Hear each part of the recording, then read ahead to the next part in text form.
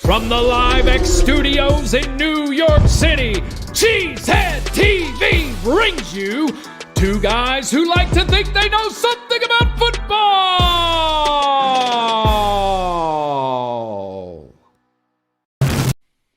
Good evening, everyone, and welcome back to Packer Transplants Live. I am Aaron Nagler, and joining me, as always, is Mr. Corey Behnke, my partner here at Cheesehead TV. I'm coming to you from the Cheesehead TV podcast studio in Midtown Manhattan. Corey joins us across the street from Lambeau Field in Green Bay, Wisconsin, and we are ready to talk some Packers. What do we have on tap today, Corey? Today, we revel in the good old-fashioned ass-kicking of the Minnesota Vikings and look ahead to a huge matchup, huge, against the Chicago Bears. But right now, it's time for the good, the bad, and the ugly. We got the good. We got Matt LaFleur got his guys ready to play. We got the bad. We got Samori Toure, buddy, just fair catch that thing, man. Just fair catch it. We got the ugly. We got the Minnesota Vikings. U-G-L-Y. They ain't got no alibi. They ugly. What? They ugly. They look like the Behnke. Packers. You, they look like the Packers against some teams earlier. Some other teams earlier this year. A little bit. Funny how that works. Behnke, good to see you briefly while you were here in New York. Glad to see you made it back to Green Bay safely and in one piece. It was very lonely on Watch Party without you on Sunday night. It looked lonely. Don't ever do that again. It looked very lonely.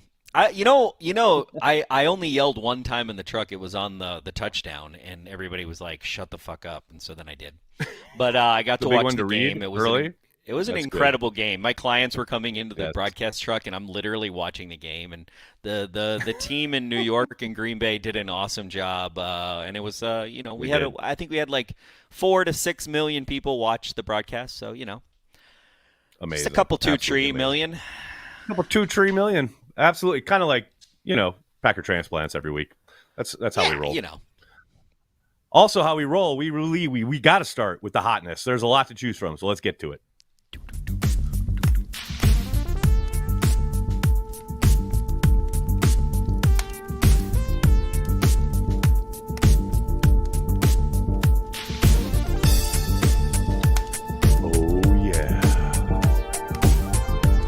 It's time for the hotness.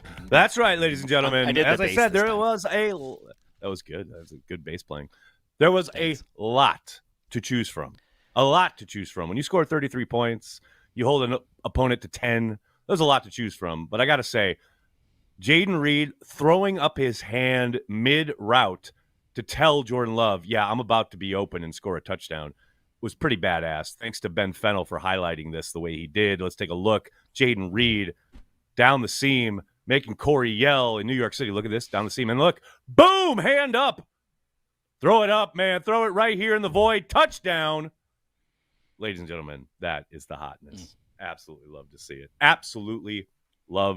it. Let's get to some Packers news.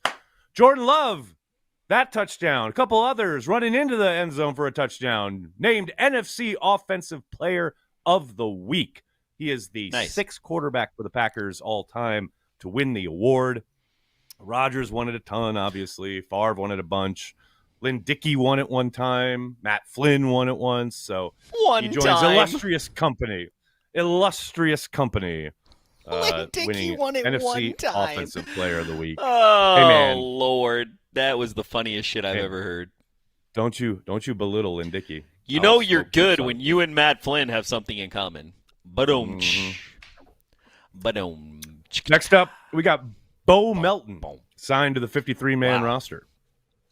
He did. Now, 2 call-ups from the practice squad, delivers both times, and gets rewarded. You absolutely love to see it because Bo Melton had a game on Sunday night.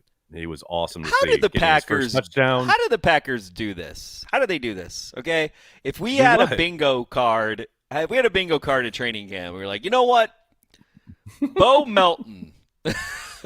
Like even our nerdy asses and family night, we're not talking about Bo Melton. You know what I'm saying? And we talk about every single player that plays at the training camp. we mentioned Bo Melton, but he didn't do much. Like, we talked about him as a member of the team who was practicing, etc. But, like, yes, we didn't. Bo Melton looked like a second. He looked like wide receiver number 2 in that game. Bo Melton from the top rope, Lord. How awesome is it that they can? Nobody's winning. They can go down to their practice squad and get that dude. That's crazy. Come on, that's amazing. And the fact that they're down in that game, they're down what? Watson, no Wicks, no Musgrave. You're throwing to Samori Toure at one point. I mean, and then comes Bo Melton, and not only puts up 100, but gets in the end zone for the first time in his NFL career. It's just awesome, especially coming off the performance he had down in Carolina. You got something there. Talked about it on Daily the other day. Well, you got something in Bo Melton. That's the other thing is the flip side of Bo Melton being good is how bad and despite the drop and despite not calling a fair catch, but Bo Melton being that good shows you how bad Samori Toure is, and so like we need to get rid of him. Well, funny you should say that, Corey, because Samori Toure was placed on injured reserve yesterday. You can bet that he's not feeling too great. He hurt his knee apparently in the game, and then had the horrific fumble on the punt return attempt. So that will be the last we see of Samori Toure this year. Going to practice today, looking at who's up, who's down. Really promising stuff with the wide receivers with Watson, Reed, and Wicks all practicing. Now, that's encouraging, especially since Reed, as we saw, left the game on Sunday night, worried about that chest injury, but he was back at practice today. Wicks missed this last game. He was back at practice, and Christian Watson practiced for the first time in weeks. I mean, he has been did not participate for the last 2+ weeks, and he was out there today in a limited capacity. So who knows? 40 burger. I'm not 40 burger calling it. If we get Watson and Reed, it's a 40 burger. It's over. Let's go, baby. I'm all in on that. I mean, hell, it should have been a 40 burger on Sunday night. That's what's crazy. They scored 33. That should have been at least 40. But I digress. On the flip side of things, Elton Jenkins and Preston Smith did not practice. Now, Smith did go down with an injury on Sunday night, but returned to the game. But he did not practice today. Elton has made it pretty much a habit of missing Wednesday practices and then practicing later in the week, so I'm not too worried about that. I did want to take a look. The injury report literally just came out.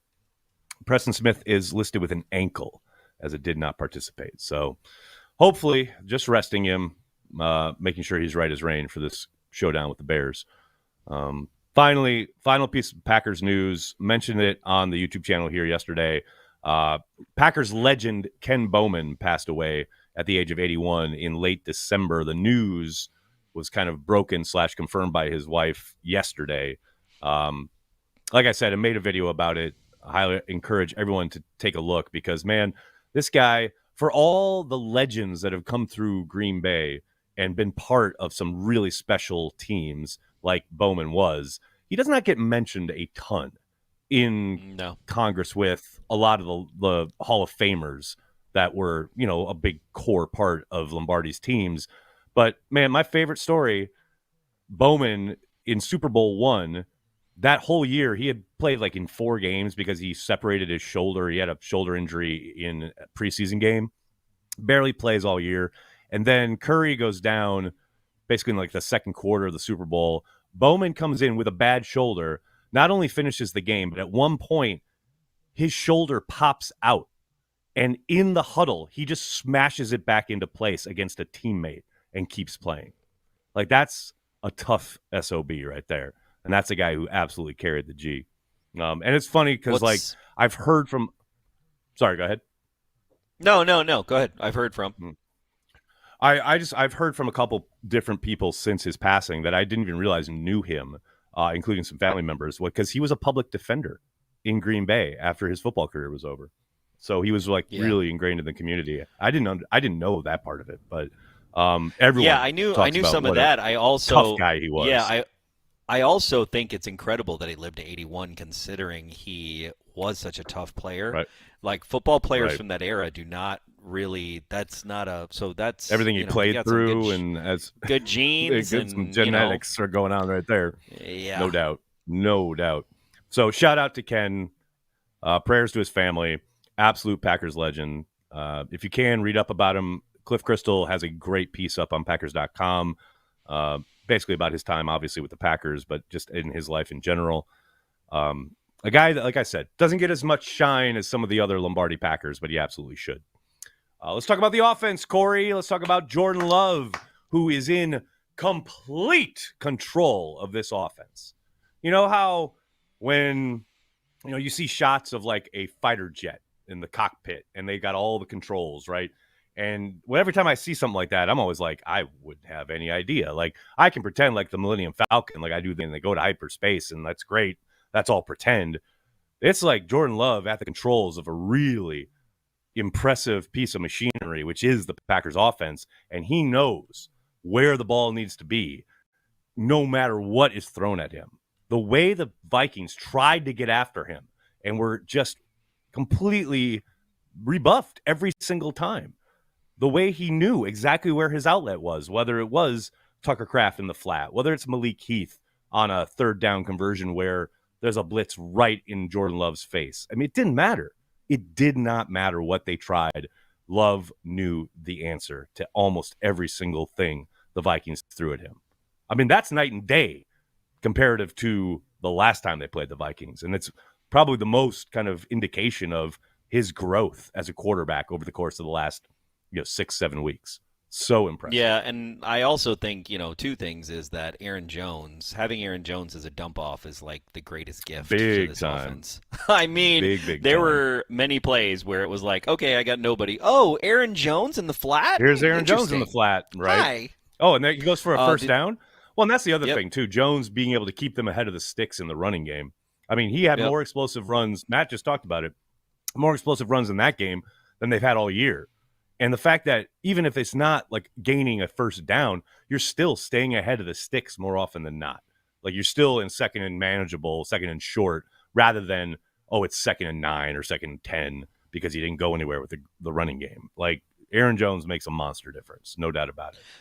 And that helps the quarterback. I do think that there's something to, comparing to last year especially, and I know we don't want to do too much of this, but if you compare the offenses, I think there's a couple things that I think are really compelling about this offense. One, there's no baggage. Like, this is the offense we have now. Right. And there's no, and this is not hate on Aaron Rodgers at all, but it's just like Aaron Rodgers had Mike McCarthy's offense. He had all these offenses in his brain. And so there was a lot of, taking the offense that we want with the offense that the main leader had.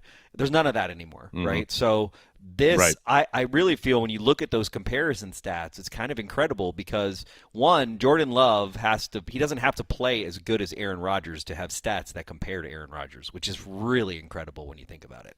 That's a really good point. That's a good point. And the fact that, Aaron did want it, certain things a certain way as far as how many times he talked about, can we have less motion? I want a static picture. I want to be able to see the defense prior to the snap of the ball and know where I want to go with the ball and how they're lining up and matching up and things of that nature.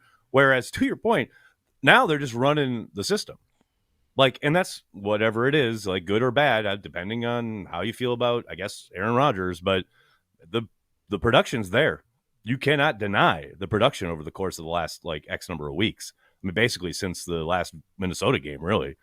It's fun to watch. This is an offense that seems to be hitting its stride, hopefully at just the right time. Obviously, one more game to go and hopefully a postseason game. But, this offense is really starting to become, not ready to say a juggernaut, but a real problem for defenses. No question. I mean, there is big part of it is Jordan Love. 100%. There is a, looking at the snap counts, which I know everybody looks at these. We still have a Ryan Runyon situation that I'd like to get resolved until I'm going to call us a juggernaut. You know what I'm saying? Like, right. It's clear that, and I don't know what it is. You probably know better than me. Is it that Runyon is a better run blocker and Ryan is a better pass blocker? No, Ryan's a better. Vice versa? No. Exactly. Vice versa. Right? Ryan's. And they asked Stenavich about it last week, and Stenavich didn't even hesitate when asked what Ryan needs to work on. He was like, pass protection. Which they love him in the run game. That's the problem with that is that's a tell, right? And that I'm surprised that the Minnesota Vikings didn't key on that more because it's literally 50-50. It's like, it's 62 to 42 snaps. So No, sorry, 42 to 39 snaps. So it's more close to, I was gonna say, it's to pretty 50-50, which, on the ratio, that can't be good. Like, the fact that we are still kind of trying to figure that out is not good for the offensive line. Now, clearly it didn't make a difference in that game, but, I'm worried about the weakness in the tell, and we haven't, I don't think the thing is if it was a monster drop-off. Do they really have a smart defensive coordinator? Well, the Bears have been playing very well, very good on defense. The Bears do, but the Vikings don't. Yeah. Well, no, the Vikings defense coming into that game was 4th in DVOA. I mean, they were pretty damn good. They've been humming. So the Packers taking them apart is a real statement in their house, no less. I mean, that's not inconsiderable, The Vikings are such trash. Like, just can we take a moment to talk about? Like, they have the trashiest announcer. They have the trashiest stadium. It's great, but it's trash. It's so, you said this last week, I think. They're plastic. Yeah. They are the most plastic. They are the most plastic team in the NFL. They're not even a real NFL team. Correct. You can't convince me that they're actually a real NFL team. I just not buying it. I'm right there with you, man. The only reason they're in the North is because they're in Minnesota, but you wouldn't know it because they're in a dome. They're in a damn dome, exactly. It's like, it's ridiculous. Like, do you have? They're just so plastic. Like the perfect kind of counter to the Vikings is the Bills, right? Because the Bills play in an environment that is just as foreboding, right? It's just as cold and awful and miserable as Minnesota, like weather-wise. But the Bills are building a new monster, huge stadium, billions of dollars. But they're playing outside because that's who they are. That's their identity. The Vikings are like, oh, no, we have to put a dome over the top of the football field. We're in the North, but we're in Minnesota. It's cold. You're such plastic nonsense in Minnesota. The Vikings, as I said, when your trophy case is empty, this is it. You're just a bunch of crybabies. That's all you are. I love how Lucas just says I'm full on vibes and your stats, and I just brought out snap counts. There is nothing more nerdy in this world than snap counts, bro. Why are you reading the chat? That's what I want to know. I didn't. I'm just kidding. Just joking. Okay, very good. Like Jaden Reed is special, Corey. Jaden Reed is special, Corey. I put this tweet. Special. Jordan Love to Jaden Reed forever. Oh my God! Like, forever. Wow, this is one of the most exciting duos that, and in my opinion, since Rodgers to Devontae. Let's be real. This is gonna be some special sauce. I mean, imagine if he could ever get on the field together with Christian Watson for a stretch. Oh. Are you kidding me? Well, and Dobbs. So does that is Reed the slot in that situation? And Musgrave. Like, think about it. Is Dobbs the slot in that situation? Like, as Reed comes Dobbs up, where does Reed fit in? Exclusively. Reed will be slot, but they'll play him outside right too, now. But like in 3 years, right? Reed's got to be your number one. Here's right? the best part. Here's the best part. You can mix and match, and it doesn't there's no way to tell if you're a defensive coordinator. That's what I was about to say. Like, if you're a D coordinator, who are you keying on when they get healthy? Like, hell, even when they're not healthy, who do you key on? Like, there are so many different dudes that can hurt you in so many different ways. I don't know how you start to plan for this offense. I love it. I'm dude. But I love Jaden Reed is one of only 2 rookies in team history to post 50-plus receptions, 500-plus receiving yards, and 6-plus receiving touchdowns in a season. The other Packer to ever do it in his rookie year was Billy Houghton in 1952. 1952, Corey. Well, will he pass Billy Houghton's stats tomorrow? Can he pass some of those stats? Oh, well, I mean, it's saying like 50 plus, 500 plus, blah blah blah. No, I understand, but I wonder if he passes. But I wonder if he passes Houghton's stats because that would make him like, you know what I mean? I mean, he's already. Here's the thing: he's already broken Sterling Sharp's record for receptions in a rookie season. And he did it in 16 games, and he did it even after missing a game in week 15. So, Jaden Reed, pretty damn special.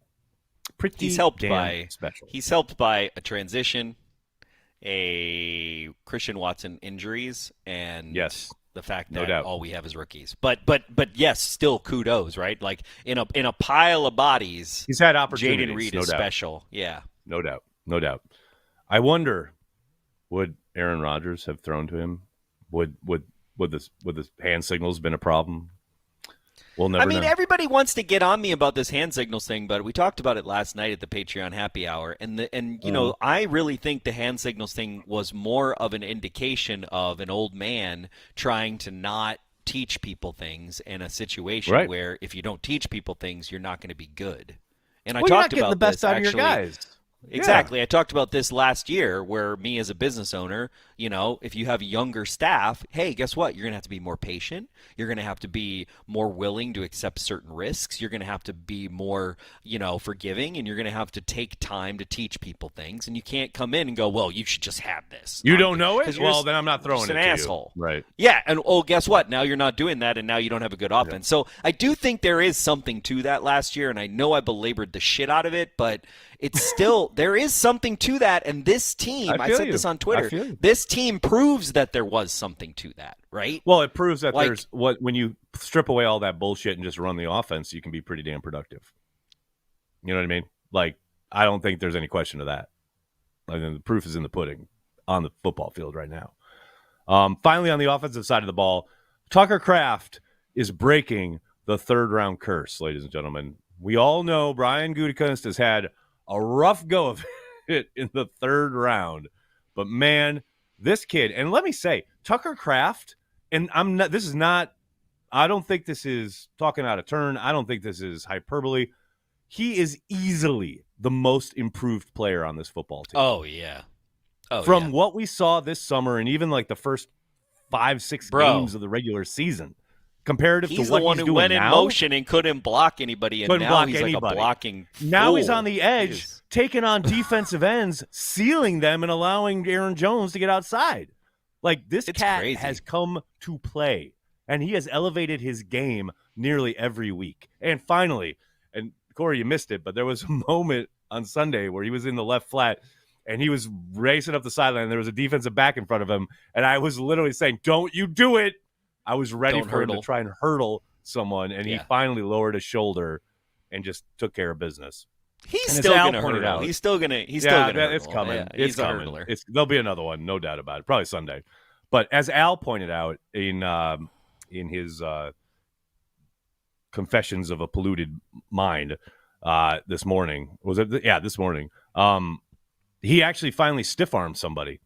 Like, he took someone to the ground. He took a defensive back and just said, sit the down. Dude bounced off the turf at US Bank Stadium. He got thrown down so hard by Kraft. So it's just good to see him finally playing the role of tight end in the NFL. And he's breaking the third round curse. Absolutely. Let's talk about the defense, Corey.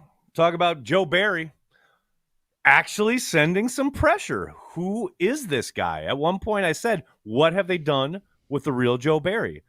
He sent Keyshawn Nixon on a delay blitz? What? It's weird.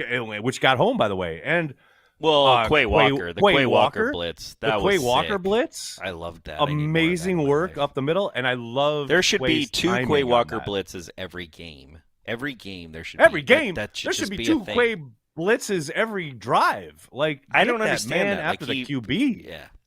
Well, did you see that? Did you see the controversy though?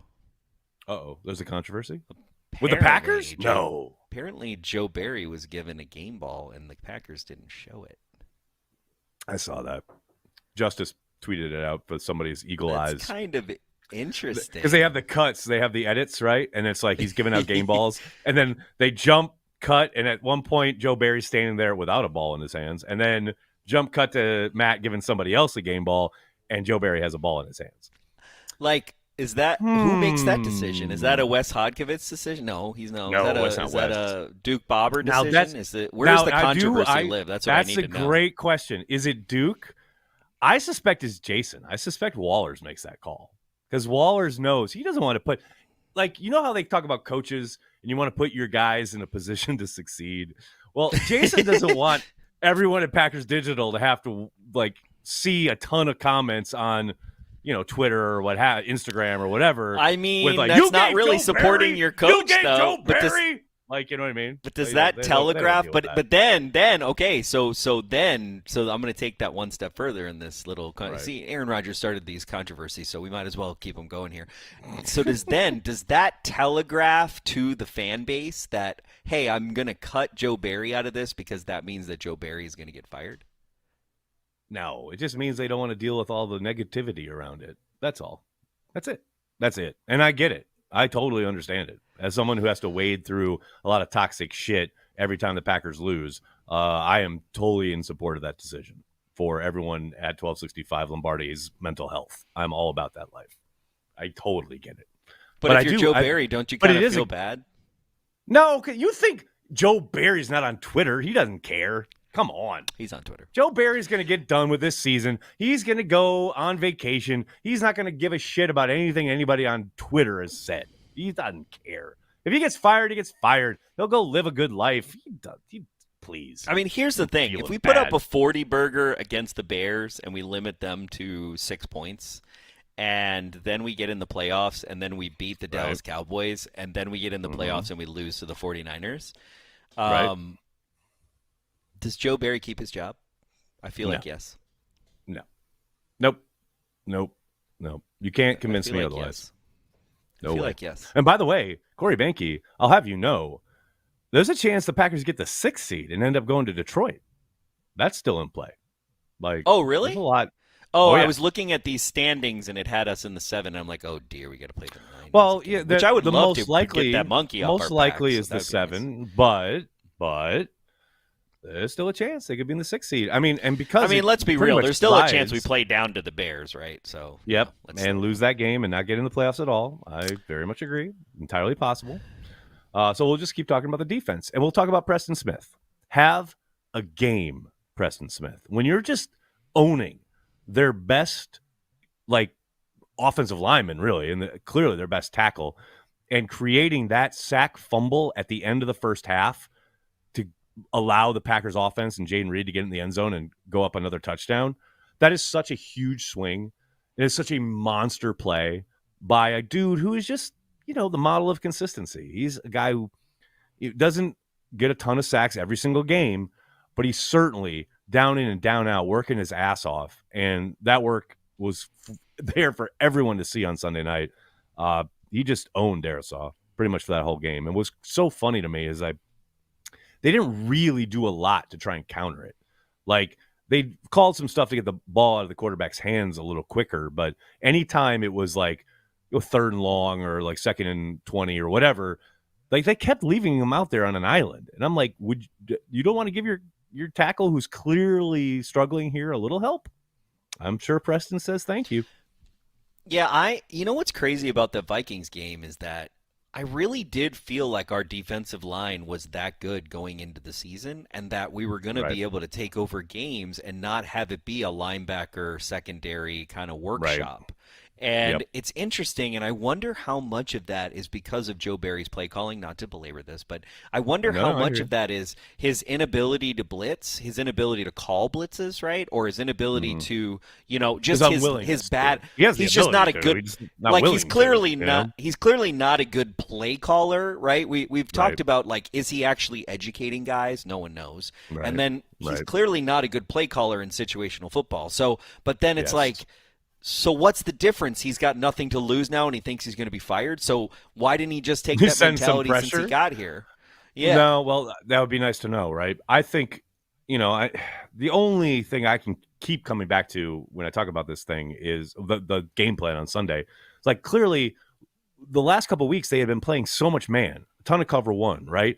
Because they had Stokes and Jair out there, and you thought, okay, we've got our man corners back, so we're going to play more man. Well, those guys kept getting beat, Jair included. And so you get there to Sunday night, and you got Ballantyne and Valentine out there, and they played almost exclusively some kind of zone. Now, it wasn't always the same, like some cover 3, cover 6, what have you, but it was almost all zone. And so he judiciously decided, okay, we are going to take advantage of this young quarterback, the rookie in the first half. He couldn't see blitzes coming. I mean, the Walker timing is great, but there are some tells there where, okay, there's probably a blitz coming. You've seen Jordan do it the second half of this year where he uses his cadence to get you to commit. Oh, I see you trying. You're getting ready to blitz. Well, now I'm going to change protection. I'm going to change a play or a route. Hall couldn't do any of that. So, and I talked about this with Camille on Carry the G and MKE this morning. It was finally an instance where Barry's defense did what it should do against a young, inexperienced quarterback.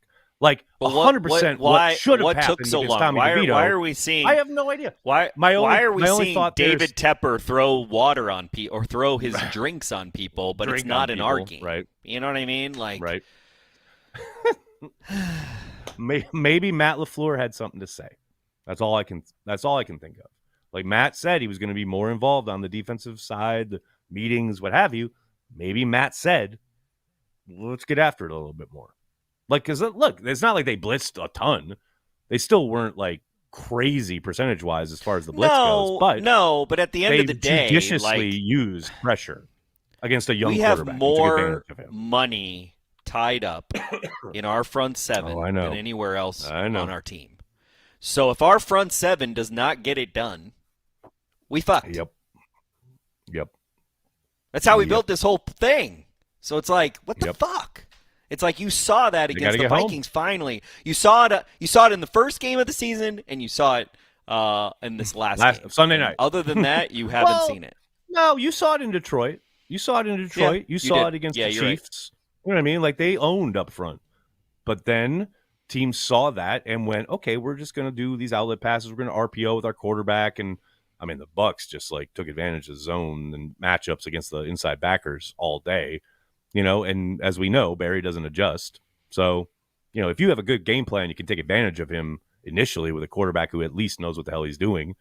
The Vikings didn't have that. That's why Sunday's game is so interesting to me because Fields is playing much better than he was in week one. Well, and the biggest problem that our defensive line has only overcome in a couple of games is to be able to contain someone like Justin Fields, right? So we have a good job we do a good job of rushing. We do a bad job of containing most times this season. There have been outliers, but I mean, Rashawn Gary, where have you been, buddy? I mean, Preston Smith having the game of his life over there. You would think, okay, that should open up some opportunities, but Rashawn's been awfully quiet here for a bit. Like, he has got to come to play, and he cannot do what he always does and try to go inside on these tackles, leaving, like, wide open swaths. We saw that against DeVito multiple times. Like, he has got to be disciplined on Sunday against Justin Fields, or they're going to have a field day. Like, zero doubt about it. Finally, on the defensive side of the ball, Jair Alexander. How does he fit? How does he fit here? Because, like I said a little bit ago, I mean, they played a ton of zone on Sunday night, and it was effective. Now, very different opponent. I get that. DJ Moore has played well down the stretch for the Bears, and I suspect, you know, a lot of people will probably expect Jair to follow him, much like Jair did in Lambeau against Justin Jefferson last year. I think there's some validity to that, and I think we'll see some of it. But I also think there's going to be plenty of times where he's got to play zone and he's got to come up and tackle. Is he going to be that dude again? Because the ball's in his court. You know, I know there were some quotes coming out of the locker room today. You know, he expects to play on Sunday. He wants to be in Green Bay next year. Like, he is on board, right? So now I need to see it on the field. Because, look, the Packers, I mean, I kind of feel like you will. As much patience as they could until they decided they had to suspend him for whatever was going on behind the scenes, which we still don't really know. But now the ball's in his court to come and be the player that they expect him to be, given that they have made him the highest paid corner in the game. You know, he has got to show up. And I hope he does, and I really think he will. I feel like he will. I really feel like he will. Yeah. I mean, we need it. We need it. Need it. DJ Moore is no joke, man. He's a good receiver. Speaking of, let's preview this Bears-Packers game, shall we? You know what's on the line for this game? Not just the playoffs, but, you know, the Bears' decision at quarterback is on the line for this game. Yes, it's crazy. I was thinking about that today. How different are the vibes in Chicago, right? He comes off that game against Atlanta. The crowd at Soldier Field is chanting, "We want Fields," right? They want, the crowd, the fans are telling you, we want this kid to be our quarterback, right? Now you fast forward to Sunday. Say he goes into Lambeau and like puts on a show, right? I don't think that's going to happen. I think it's going to be a little tougher than people maybe expect. But let's say he does, right? He comes in and put on a show. You have the first overall pick. You got 2 really good quarterbacks at the top of this draft. Like, that's a real tough spot to be in. But on the flip side, if Fields goes into Lambeau and just stinks up the joint, right? Like, he has played better. I'm not going to say he's been playing great, but he's certainly played better in the second half of the season, right?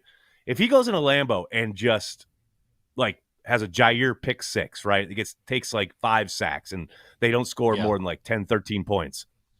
Well, then I think the die is cast. It's just weird, to your point. Like, for the Bears, there's so much, even just narratively, riding on this game and fan sentiment and kind of pressure from the city of Chicago and their fan base, one way or the other. Like, if the Bears were actually smart, here's the crazy thing, okay?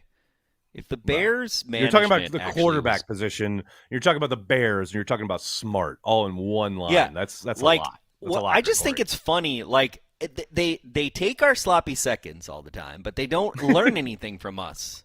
You know what I mean? So it's like, that is weird, right? It's so weird. The Vikings are the same way. Right. They don't learn. They just take our shit. It's like, here, your cast-offs. We'll take them. We love this. Ha, ha, ha. We're going to get some marketing dollars and some engagement on this clickbait. But I guess what's crazy to me is if they were actually smart, they would still draft a number 1 quarterback in the draft and play Fields next year. That is how you get ahead in the quarterback game. What's so funny is that there is some sentiment for that. In some of the that's what they should do. I would be afraid of that. The Packers, the Bears fan base, there is a kind of very quiet section of the fan base that wants exactly that. Now, contractually, that might be tough, but I think you're right. Like, as tough as it might be, you've got so much capital. The Bears have tons of free agency dollars, tons of draft picks. I mean, it makes sense. But why would you? Said, that's the thing. The dumbest thing they could do is trade Fields, okay, a guy they know what they have, and start a rookie, right? And start a rookie, and then start a rookie. Right. Yep. Like, if there's one thing you should learn from the Packers is do not start your rookies in the first year that you draft them. If you can, at all costs. The problem is, okay, and this year's draft class is like a perfect kind of like, I don't want to say Rorschach test, but like an A/B test where you look at, Bryce Young in Carolina, and he's had a horrific year, except when he's facing Joe Barry. But he's had a horrific year, right? And then you look at the Texans, and CJ Stroud has been lights out. And you've got to think Carolina probably has some buyer's remorse, etc. But like Stroud played right away and has looked really good. So the temptation, if you're the Bears, kind of get it. Like, if you feel strongly about whoever you're picking, being able to come in and replicate that success. But that's the problem, right? It's like you're counting on, you're putting a lot on the line. I think those are outliers too. That's my point. I think historically in the NFL over the last 30 years, players play better when they sit on the bench that first year. I mean, I know we know that in Green Bay. Look at Mahomes. Mahomes sat his first year, right? He had that one start at the end of his rookie season, but he sat that whole first year, and I think that helped him. I really do. I agree with you, but again, it's the Bears and it's the quarterback position. So whatever the worst option is, that's probably and the biggest problem in the NFL, let's be real, right, is, and why we don't have this problem, it's something that we actually don't have. It's that all of these owners, 31 owners, they became billionaires, and they think their shit does not stink, and they think they know everything about everything. And so they meddle inside of all of pro football. Like this idiot in Carolina, he is the stupidest manager. He is he's the new Dan Snyder. I love that the NFL got rid of Dan Snyder, and David Tepper said, "I'm here for you. Hold my beer. You need a new village idiot. I'm right here." Like, fucking moron. This guy, and I also think it's bullshit that he wasn't suspended. By the way, he should have been suspended for a game. By the way, how are you going to suspend an owner? Like, I get it, but Just don't let them show up in the building. You're the NFL. You can do whatever the fuck you want. Yeah, they did it to Snyder. Yeah, I get you, but $300,000 is nothing. $300,000 to that guy is like $10. Nah, it feels like a lot. Like what a douche, especially throw. Here's the thing. Here's where the shield. Protecting the shield. Now. There's an erosion of the shield when you throw things on fans. All we have is a 5-second video clip. I have no idea what was said. I have no idea what provoked him to do that. I understand that, but there are certain things that could possibly have been said where I'm like, okay, I kind of understand it. If that happened, I understand. You know what I mean? Like, but there are some lines that could be crossed. If there's one thing protecting the shield means, it means you do not publicly shit on fans. Yeah, I agree. I agree. Kind of important. I totally agree. Like he eroded his own brand in a really bad way. Like real quickly. Like, oh my god. I mean, his brand shit already, but now he's made it even worse. Yeah, it was trash, but no doubt about it. Looking at this Bears-Packers games, the Packers, Corey Behnke, are 3-point favorites over the Bears. Now, if you buy into if you buy into the whole, I'm telling their defense is legit. Like, I'm not surprised. I am not surprised at all. Did they see week one? Yeah, well, it's a very different world. We're not living in week 1 world anymore. We're living in week 18 world. It's a very, very different world. So instead of what did we did? We did a 30 burger. So it was like 30, 38, 33. 38 but to what? 7 of that was Quay Walker on a pick 6. So 38 to what? Like 20 something. I don't remember. Yeah, so instead we're going to put up a 40 burger, 40 to 6, and then that'll really show how much better we got and how much terrible they got. And how awful they are. I get it. If we put a 40 by the way, the Bears, it'd be nice. The Bears have not won at Lambeau Field since 2015. Do you remember the game? Corey? What? Yep. Dude, I started LiveX in 2015 That's Correct. crazy. Do you remember which game it was? Jay Cutler was the quarterback. No. It was the Thanksgiving night game where they honored Bart Starr and Brett Favre. Oh, when it rained? That miserable rainy night on Thanksgiving. Yeah. Yes. Yeah. We lost that game? That's I wouldn't have won. Are you crazy? Yes. If we lost that game. Yes. Yeah, yes, they lost that game. And I wouldn't remember. That game was awful. If you would have said, did the Packers win or lose on that game, I would have said win. So, there you go. That was the last time the Bears won at Lambeau Field. Put that in your pipe and smoke it. I love it. I absolutely love that. Now, as I was just saying, the Bears defense has gotten very, very good. Like, very good. Since week 11, they have held quarterbacks to a 61.5 passer rating. And that includes 2 games against the Lions, who have been, like, marching up and down the field on pretty much everybody, except for the Packers. But not us. Like, that's a legit defense. That's a defense that could give you some real problems. And obviously the trade for Montez Sweat is kind of like the Kickstarter for this turnaround on the defensive side of the ball for the Bears. Their defense is legit. Like this is a tough task for Jordan Love and company. I mean, not that I don't think we got something for him. I think we do. I'm just saying it's not going to be. I mean, their defense is as legit as our offense is legit. I feel like that's correct, and that's why this is going to be so much fun. It's kind of eerie how their defense has ascended pretty much at the same time and rate as the Packers offense. Like it's yeah, I'm telling you, this is going to be a fun game for that reason among many others. Let's get to our Dion Sanders quote of the week. Dion, even though, Colorado hasn't played in a long time, he's always got something to say. Let's take a look here. Dion saying he was talking about how hard things were and how things were so successful early, and then things got tough during this first season in Colorado. The same thing that makes you shine will show your blemishes, Corey. And I for one totally agree. As bigger and bigger as Cheesehead TV grows, more and more people realize what an idiot I am. So I very much understand. It goes to it's something I've always said too, or not, I haven't made it up, but I've said it and I agree with, which is your greatest strength can sometimes be your greatest weakness. It's very similar mentality. The more that makes you shine, I'm going to show your blemishes, no doubt about it. All right, let's get to Blogosphere. Let's do it.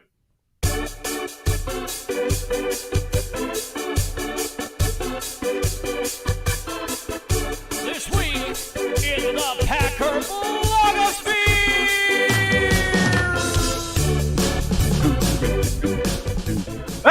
right, it's This Week in the Packer Blogosphere, the return of that venerable series. Corey, your favorite person on earth, Aaron Rodgers, had something to say about this Packers-Bears game on the Pat McAfee program yesterday. We're not going to talk about the other stuff he said because I didn't even see the other stuff. I retweeted the good stuff. I retweeted what we're about to show. And absolutely love that Aaron Rodgers said this because they were talking about, the Packers-Bears game and the rivalry, the quote rivalry. And Aaron says, if they can't beat us, is it a rivalry? And yes, he used us. And I love that half of Packers fandom freaked out that he used the word us. I mean, he's a Packer for life. Yeah. It's like Brett Favre. Like Brett Favre, say what you want about him, and everything hasn't come out. I'm not going to say anything. He's a Packer but he's still for life. A Packer. He still gets to say us. It's if you I believe this. If you believe in that stock allows you to own the team in the same way, players that play for the team are part of the team. They remain part of the team for their whole especially if they're that lives. big and their name is on the facade inside Lambeau Field. Yeah. And they take you to a Super Bowl and help you win it. Yeah, Packer for life. Yeah, sorry, part of the gig. Yeah. So I love that. I loved that. I thought it was great. I absolutely love it. I actually think I think his pivot. I think I said this in the Patreon happy hour, and I really wish what he has done. Not what he's saying, not fighting with Jimmy Kimmel, all that kind of crap, and take that and just put that on a little pile of horse shit and put it out in the back. Right. But putting that aside, some of the things that he's done playing for New York, or not playing as it were, but some of the things he's done being around New York, as being around and being a teammate and saying the things that he's done and some of the ways that he's acted with his teammates and everything that he's done as a teammate. I really believe that had he done those things in Green Bay 3 years ago, had he made I really think he made a pivot, right? Moving to the Jets, he realized he had to pivot the way that he played. Yes, he's this great player, but he's going to have to change some things because it's a new team and you got to make friends and, you go to a new school and, you're not the man. You're the man in his case, but you're not the man. But you're new. Yep. Yeah, you're new. You're the new guy. And I really wish, and I know this is hindsight, but I think even for him, it's had he made that pivot that he made this year, we might have won 2 more Super Bowls. Let's be real. It just the not standing way up top on a pedestal and being part of your teammates and really being as part of one of the team. I just really wish he had embraced that sooner. Because it's great that he's doing it now, but I wish we had it earlier. Yeah, especially when a team pays you $50 million and then you just don't show up. What? That's always going to be weird to me. Yeah, you have a bunch of young players you've never played with, so I'm not going to show up to OTAs. What? Yeah, why would I? What do I need to be there in June but for? Of course, day one of OTAs in New York, there he is. You know what I mean? That's always kind of sat wrong with me. No doubt about it. The other thing I want to kind of showcase here, because, look, I want to give a shout-out to Cody Roadcap. You talk about the Packer blogosphere. Cody does all of our hype videos here that you see, here on the YouTube channel. Before the game, we always put it out on Twitter. He got it done a little earlier this week, and I'm really happy about it because it's, A, fucking awesome, and B, we're going to drop it right now as a premiere here on Packer Transplants because it will get you hyped for this game. Let's go. We also understand what we have in front of us, and it really means nothing unless we take care of business next week. Yeah, motivated, I'm focused. Gotta one up my opponent.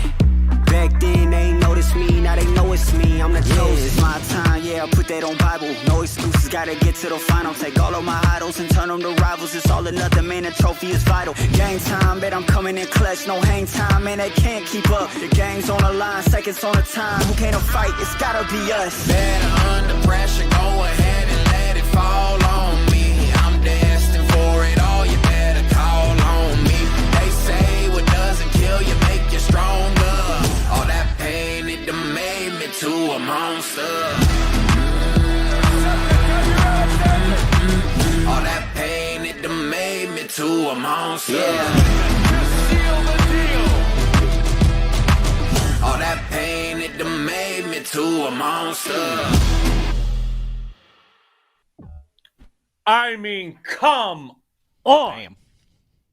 Cody Roadcap fucking killing it, man. Just killing it. That is dope as hell. Shout out to Cody. He's done great work for us for the last couple of years, and he just continues to get better. And that video just totally hyped me up.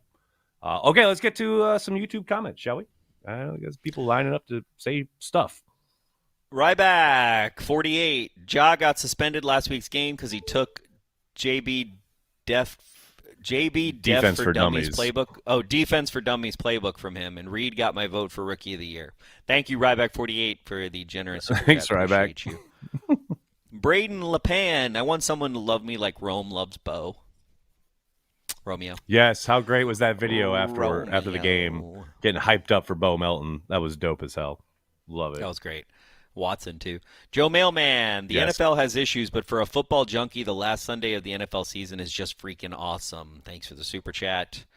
Yeah, and then, it's going to be a desert. Thanks, Joe. Maybe a week, maybe 2 weeks, maybe 3 weeks, maybe 4 weeks, maybe 5 weeks, maybe 6 weeks. We'll see. Gary P1111. Principal products of Wisconsin are cheese, paper, beer, and quarterbacks. Agree. Thanks for the super chat. Uncultured Barbarian. This week on Behnke on the Beat, Corey eviscerates Bill Michaels for his flip-flopping and defenestrates Bukowski for being Bukowski. Yeah, I have a bone to pick with Tyler Herrick. I'm going to be honest with you. Here we go. I saw that fucking retweet of Bukowski. We got to stop this madness. We need a rule or something, goddammit. Why this? I do not like the diminishment of our brand. I do not like the dilution. I do not enjoy it. Motherfucker says we need a bartender, thinks that's what the last thing is, and now we're retweeting him like he's some kind of prophet. Can we please stop the madness? I don't like it. Diminishment of our brand is a perfect way to put it. That's what that is. It's a diminishment of our brand. This is not Lockdown Packers. This is CHTV. No. Also, more people watch this show than Locked On fucking Packers. I don't care what Peter Bukowski spews out of his mouth. More people know about this show than that. So, get the fuck out of here with all your... I hate that. Tyler did that just to piss me off. I know he did it. I know he was literally like, I'm going to retweet this, and Behnke's going to be pissed. No doubt. And I We'll have some negotiations there's no rules in the off season. It's all right. There's That's no what rules. I mean. I don't put rules on people. I don't put rules on people. But it's pretty obvious that retweeting Peter Bukowski is a dilution of Cheesehead TV. You don't have to be the fucking rocket science to understand that. So I'm not happy about it. I don't like it, and I hate it. Actually, I hate it. Roberto, thanks for Super Chat. Promising future, 9, 87, 11, 13, 18, 80, 88, 85. That's it, Roberto? That's the only promising future you're seeing for only those numbers? Come on. Let's go. Thanks for Super 50? Chat. Dustin Logan. Huh? What about a 50 burger? How about that? How about a 50 burger this weekend? Dustin Logan, with a win, is MLF Coach of the Year, youngest team in the playoffs, winning season, huge turnaround from 2-5. What say you? I mean, here's the problem: he lost to Carolina, so no, he's not the Coach of the Year. No, they beat Carolina. They lost to the Giants. Yeah, but they look like shit against beat the Carolina. Piece of shit quarterback. They look like if they shit had against the gone on a Giants. run. If they had gone on a run from the Detroit game on, if they had taken that Detroit momentum and just won every game since then, yeah, he'd probably be in the conversation. But because they had this horrific dip, especially defensively, no, that's not going to happen. That's how bad they were. I mean, I get Carolina it. That I thought they lost. That's how bad they were. Hilarious. You thought they lost. It felt like a loss. I get it. I totally get it. It did. Why did it do that? It's weird. It definitely felt like a loss. Interesting. It wasn't, though. Yeah. John Simitovich, thanks for the super chat. It's January 3rd, 2024, and Jerry Rice still fumbled. True, but, be careful. That's a trademark. William Glass, thanks for the super chat. Just popping in to say, fuck the Bears. Peace. Thanks, William. Thanks, Appreciate William. The super chat. Right there Jack, with you, buddy. Beers on me at the bar Sunday if we win. Is that for everyone, Jack? Is that Stadium View? You going to be at Stadium View? Jack, is that? Whoa, write this down.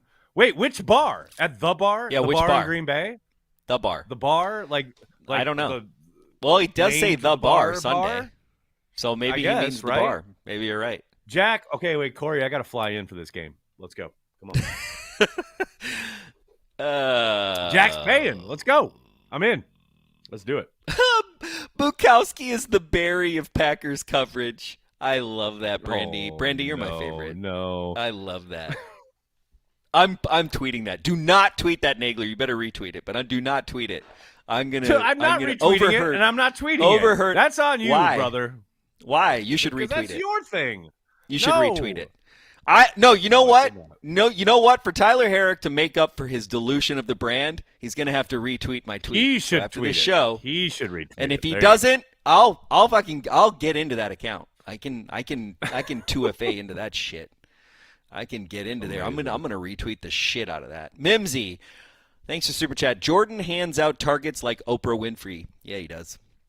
Yeah, I love the weapons. Nice. Jordan, the way that Jordan deploys weapons to me feels more like Brett Favre than Aaron Rodgers. I'm gonna be honest with you. Totally agree. Could not agree more. Jordan, he doesn't care who it is, and that's how Favre was. He does not care. He's like, "Oh, you're open? Okay, bye." Rodgers, he didn't not only thought about it, but like it just was more intellectual. But like Rodgers seemed more precious about it. Yes, no doubt. Yeah, I love that. Jordan, I love that about it. I love it when we have I love it when there's 7 targets in a 9 Today targets. The Packers have like 11 guys have caught passes. I love those graphics. When that pops up in the third quarter, 11 different Packers have caught a pass today. I love that shit. Your Honor, thanks for Super Chat. Looking forward to ending with a winning record, playoff berth, yet a new defensive coordinator. Go Pack Go. Yeah, well, if we get a winning record and a playoff berth and a playoff win, I don't think we fire Joe Barry, guys. I don't think it's happening. It's happening. Mark Gordon. It's happening. Mark Gordon, thanks to the Euros. Didn't Kraft seal off Daniel Hunter at one point? He did indeed, and that's what I was talking about. Like, he was doing legit work on the edge. I mean, not quite big dog, but big dog-esque. And that's something for a rookie. Like, it was impressive on Sunday night. Really impressive. Roberto, thanks for Super Chat. Barry's severance package hidden in Game Ball. Oh, dear. Mimsy, thanks for Super Chat. We need Tyler to mainstream the love MVP agenda. Yeah, Tyler, get on that. Stop diluting the brand and start getting it back. Start diluting the brand, Tyler. Sean Gallagher, I believe this is a pound. I think we've gone over this. Congrats to the LiveX crew for their NYE production. It's no coincidence 10 has been more vocal at the line and his protection improving. An absolute joy watching Love grow into a leader. Go Pack Go. Sean, thank you so much for the Super Chat and the kudos. Thank you, Sean. Appreciate it. Porkmaster, 1 game with postseason on the line. What more could you ask for this year? I got what I wanted. Love progression and meaningful football all season. Thank you, Porkmaster, for being a long-standing fan and the Super Chat. Frank Blasey, remember, Corey, Packers recently made it to an NFC Championship game and fired Patton after. A deep playoff run doesn't mean Joe Barry's job is safe. True. Thank you, Frank. The only thing I'm gonna caveat there is, I was about to say Don Lemon. Mike Patton was not Mike McCarthy's best friend. Okay. So let's just. Oh, right? That's so good. Mike McCarthy Mike Patton were not best friends. You know what I'm saying? You talking about Matt LaFleur. Matt LaFleur let Mike Patton walk, not Mike McCarthy. Yeah, and they weren't best friends. You're thinking of old school. Neither of them were best friends. None of them were best friends. None of them. But you know what? Joe Barry's not Matt's best friend. Matt's best friend in the business is Robert Saleh. He's in his friend group. He is in his friend group. No doubt about that. Very true. Okay. Very true. That's all I'm saying. Rob Grancy, thanks for Super Chat. Any chance Barry gets promoted to some made-up in-house position, which frees up the DC spot for a new hire? Yeah, I could see that. Like an assistant head coach. I see that happening. Jesus. Is it possible? Yes. Do I think it's going to? It's possible. Do I think it's going to happen? No. I don't think that. It's a possible window for a win-win for MLF. Is it a win, though? Ian. Is it a win? For MLF, maybe. You don't know what he's got going on. I would make you assistant head coach over firing you. Well, yeah. Well, you can't fire me from CHTV, so good luck with that. I mean, I could just get one other person to vote with me, and then I could. Then it'd be over for you. Good luck with that. It'd be over for CHTV. Yeah, exactly. I'm just saying, like, I would give you if the mob was at my door now and they had pitchforks. Now we're gonna get if the mob was at my when door the news came out when the news came out that Hall and Oates were suing each other, the first thing you said was like, I would totally do that to you. I would totally sue your ass. Nah, I would. But if the mob with the pitchforks came to my door and they were like, we demand Aaron Nagler's fired from this position. Nagler's gotta go. I would be like, you know what, guys? Okay, I'm listening. I hear what you're saying. I hear what you're saying, and I agree with you. But I'm going to make him the assistant head coach, and then I'm going to get a different blogger. Okay? Right. Yeah. Yep. It'll work. Everything will work out. It's an elegant solution, if you will. Yeah, I get it. It's, save face. Hey, Ian, thanks for Super Chat. Hey, brothers, you know I have mad love for Cheesehead TV. Thanks for all you do, Nags and Corey. There is no doubt the Packers are winning this weekend. Agree, yes or yes? Go Pack, go. Thanks, Ian, for the Super Chat. Appreciate Ian, the support, buddy. Man. You're the absolute fucking man. Love you, Ian. Ian's like, everybody's like, no way, Corey. Ian's like, we are winning. Guys. I'm just joking. Go Pack. Who's playing better, Valentine or Ballantine? That's a great question. Well, it's easy to say Ballantine because he had a couple of pass breakups against Justin Jefferson on Sunday night, and that's going to be pretty significant, right? But I think both of them are fine in their roles, what they're asked to do in a lot of these zone schemes that Barry runs when they're in there. I love Valentine, though, man. I love his energy. I love his attitude. Like, I love that he's getting all this experience his rookie year. For a 7th-round pick who, looked good this summer, but you didn't expect him to play as much as he has. I absolutely love him. I think he's got a higher ceiling. But right now, I think Valentine's been a little more consistent. That would be my kind of 30,000-foot view of it. But again, I think Valentine has much higher upside. Interesting. PackFan39, if QB1 is this good, Goody ain't going anywhere. Thanks for Super Chat. Correct. I mean, Goody wasn't going anywhere anyway, but yeah. Correct. Also correct. Kevin McConville. Watching American Psychopath tonight in honor of my Paul Allen hatred, Skololol. Might lose my voice when I'm at Will's Northwoods on Sunday in Cho. Go, Pack, go. Oh, thanks, Kevin, enjoy Will's Northwoods. That is such a great place, man. That vibe is dope. Corey and I were there the night before the NFC Championship game back in 2010. That is the spot in Chicago, man. That just enjoy the hell out of it. That is so great. Actually, a little fun point. Every year, I don't know if we did it this year, but Will's sponsors the Packers draft guide, and people that go to Will's get a discounted draft guide. Love it. Absolutely love it. Has that happened? That spot this year, is the best. That's just... That was a couple years ago. It did happen. Scott Britton. Yeah, it happened. I wasn't dreaming. Scott Britton, thanks for Super Chat. Saddened by some stuff from 4 and 12, but Love, who has dealt with some personal tragedy, really seems like a good dude. Thanks for the Super Chat. I agree, Scott, but who knows what 10-plus years in Green Bay as the man, the myth, the legend of being a Packers quarterback might end up sewing into the guy. I mean, look, the difference, can we just treat Jordan Love like a human being rather than a god? Because, treating Favre and Rodgers like gods has certainly seemingly sent them off on their own paths, which, let's just let Jordan Love be a dude. Well, I think it's being treated like a god and then choosing to have sycophants around you, right? And one decision is the exterior world and the other decision is the interior world you choose to put around you. And to anybody who doesn't know what Scott's alluding to there, there is actually a article on Cheesehead TV from I think 2 years ago detailing the personal tragedy that Jordan went through with his father. If you don't know, it might be a good read to kind of brush up and understand parts of Jordan's background and things that he's gone through, because it is not insignificant. I don't want to get into it here, but the kid has been through a lot, no doubt about it. I would love I don't know why I'm bringing this up right now, but my one complaint about Jordan's press conferences that I would love to here we go. Is getting rid of the word It just, You and everybody on YouTube. I went on a rant about this on Packers Daily a couple weeks ago. He doesn't need it. It's just is one of those things where you just don't. I get it.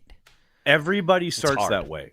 Everybody in the media landscape, right. You start that way. Go back and watch Rodgers his first year as a starter. No, I know. He was I'm not comparing him. I'm just saying, whatever. No, I'm just like that happens, right? You start there, 100%. You're searching for phrases, you're searching for answers, and you say and he does it. Yep. You're right. It happens a lot. It'll disappear. He'll get some media training. I can't tell you how many people I have taught to get rid of the word just normal human beings that like LiveX, especially when we're doing videos right. and it's not hard. It's really a self-awareness thing, and he's hugely self-aware in the press conferences, so it's just one of those things to add. Yeah. But add that to the checklist. Levi Myers. It's like everything you're working on, you'll get there. Yep.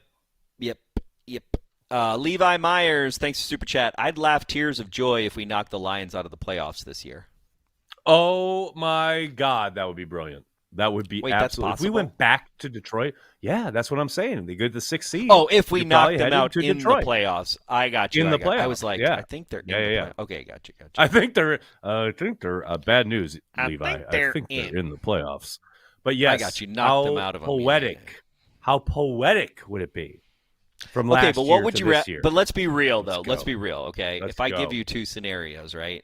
If I give you one scenario where we get in the playoffs, beat the Cowboys, and then we beat the 49ers, or we beat the Cowboys and then we beat the Lions, what's better? Well, obviously beating the 49ers, because they're the best team in the NFC. You know what they should do? You know what they should do in the playoffs? A new rule. If you beat a higher seed, if you beat a higher seed team, you should take their seeding. That would be interesting. That would be very cool. I like the way it is. If we beat the lowest seed playing the highest Cowboys, seeds all the way to the. But here's the cool thing: if we beat the Cowboys and then we beat the Niners, then the NFC Championship game would be at Lambeau. Well, there is a chance. There's a very minuscule chance that the NFC Championship game could be in Green Bay if the Packers win and become the 6th seed. We have to get the 6th seed. Yeah, we have to get the 6th seed. We have to get the 6th seed because then the Rams will be the 7th seed, and they're sitting all of their starters against the 49ers here in Week 18. And the 49ers are sitting their quarterback. So what's his name? The former Jet is going to be the starter at quarterback. So the Rams could go on a mini run, and the Packers could go on a mini run, and then meet at Lambeau Field for the NFC Championship game. 7th seed going to the 6th seed. It'll be the first time it's ever happened. It's not happening. Exactly. Not happening. But it could happen, Behnke. It could happen. I just feel maybe not in the first round, but I feel like in the second round, if you beat the seed, you should just take the seed. That'd be a cool rule. That'd be cool. I would like it. It's not going to happen anytime soon, but it'd be cool. I understand. I just would like it, okay? Just let me dream. Don't kill my dreams. You're really good at it. Do your dream, man. You know what I'm saying? Dream your dream. You know what I'm saying? Just brainstorming here. Corey, coming up with a thing. If there's a dream killer, take a fucking dagger and you gotta punch the balloon. Really? Overshadow really. Sean, thanks for the super chat. I ain't saying, I'm just saying. Exactly. Marshall Duke, thanks for super chat. Overshadow. Jaden is what Amari Rodgers was supposed to be. You're not wrong. Kind of. Skylar Bertram, I'm excited to see just how creative LaFleur will get with his young offensive weapons next year and a year of familiarity with them. Thanks, Skylar, for the super chat. Could not agree more. Yes. The idea of having a full offseason with this group, are you fucking kidding me? Come on. And the idea that you get the whole offseason to get healthy, obviously. But, man, the way it hasn't mattered, that's what blows my mind. Remember a couple years ago when it was like, oh, MVS is down, and the whole offense just grinds to a halt? Like, it doesn't matter who's out. It doesn't.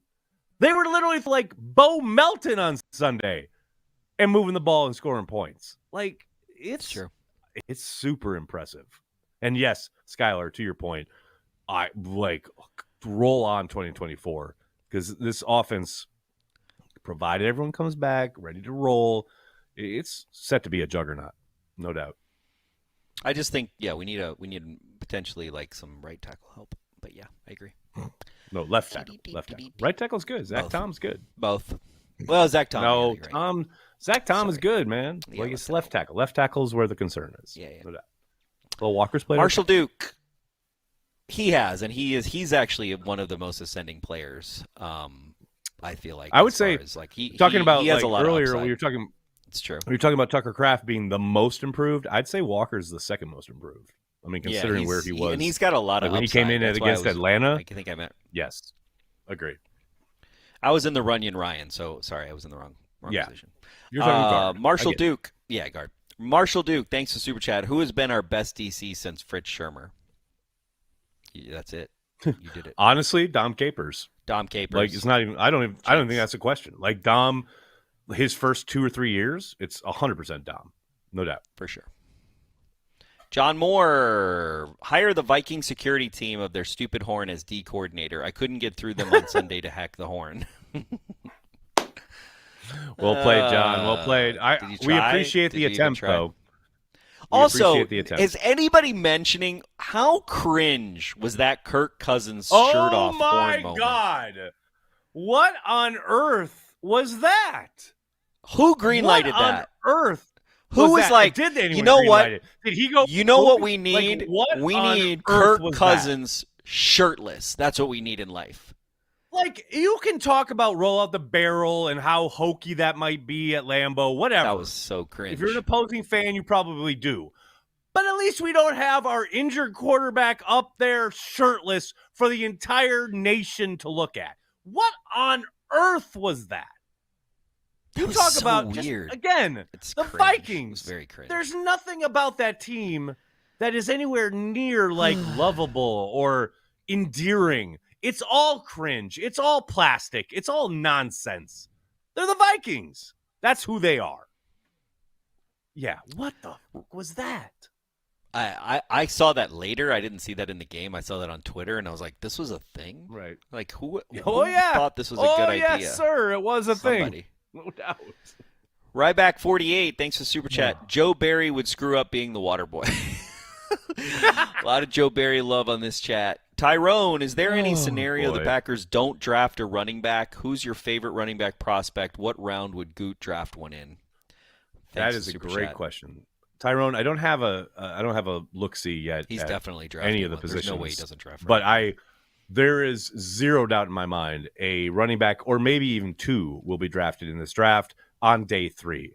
I would be shocked if Goody pulls the trigger in round 1, 2, or 3. However, certainly didn't see A.J. Dillon coming back in the day when he drafted him in the 2nd round. So never say never, but I would be very surprised if they don't draft a running back, and that running back and or two of them don't happen in day 3.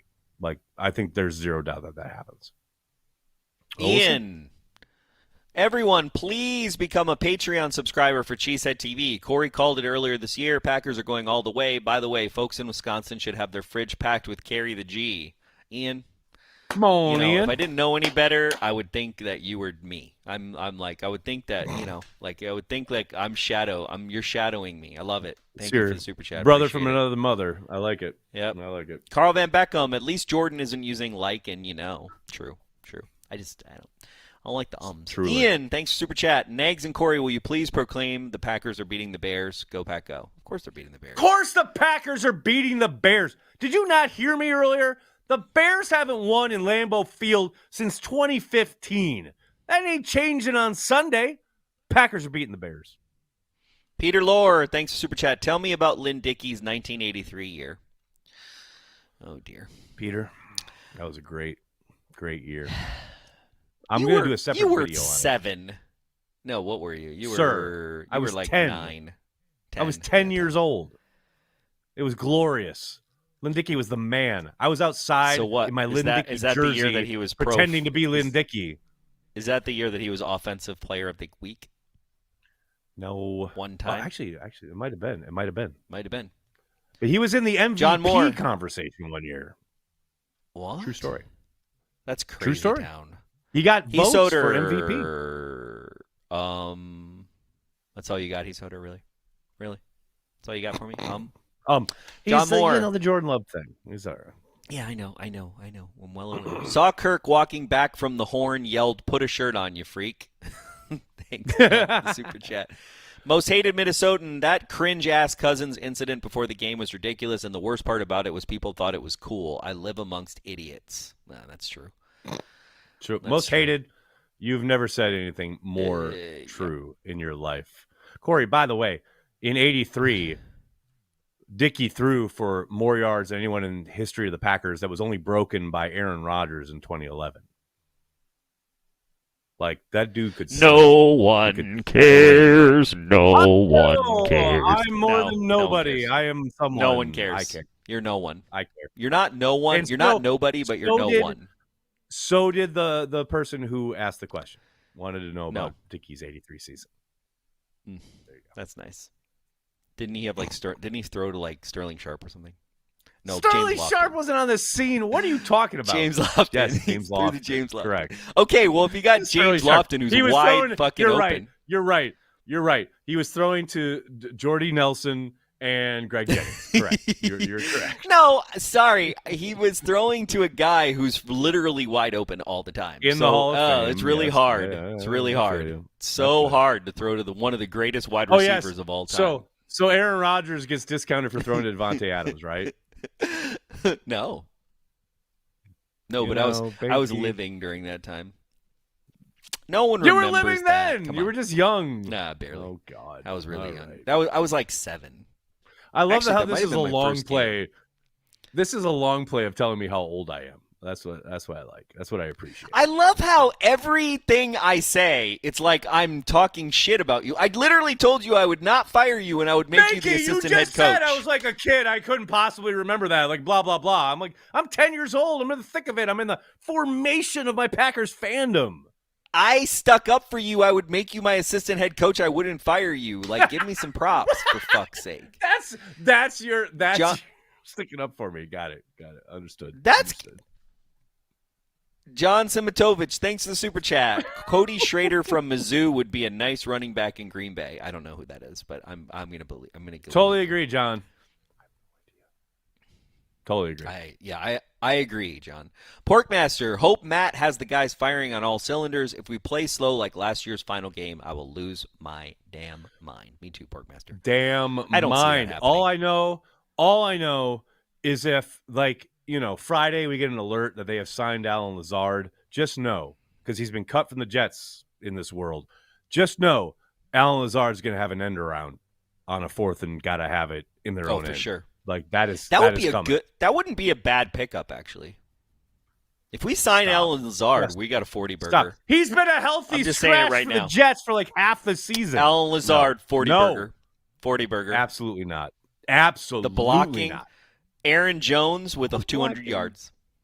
The blocking that we're going to see. That's Aaron Jones, 200 yards. The upside on that. That's all we got. Gotcha. Thank you, guys. Thanks, everybody, for the support. Appreciate it. And thank you to all our Patreon members. You guys, I cannot tell you. It's amazing watching the community grow throughout the course of this entire season. Corey and I were kind of looking at some numbers earlier this week. Man, you guys are amazing. We cannot thank you enough. Love talking to you all each and every week on the happy hour, as well as the Carry the G Club members here on YouTube. You folks, another community that just continues to grow. Thank you so much for the support. We cannot tell you how much it means to us, for the brand, for everything we're doing at Cheesehead TV. Really, especially in a year where we kind of made this an actual real job. It's kind of weird, but you guys make it work. Thank you so much. You got anything else for the fine folks out there, Corey? No, everybody retweet my Bukowski tweet. Please, thank you. Retweet it, folks. Well, that'll do it for this episode of Packer Transplants. We'd like to thank everyone who makes Cheesehead TV part of their daily Packers routine. We are and will always be devoted to Green Bay Packers fans worldwide. I think it's a fluid situation, and we're I know you guys love it, especially Nagler. I can see you smirking at me right there. We're going to take it one day at a time, and just it's going to be fluid, though. That's all I can tell you.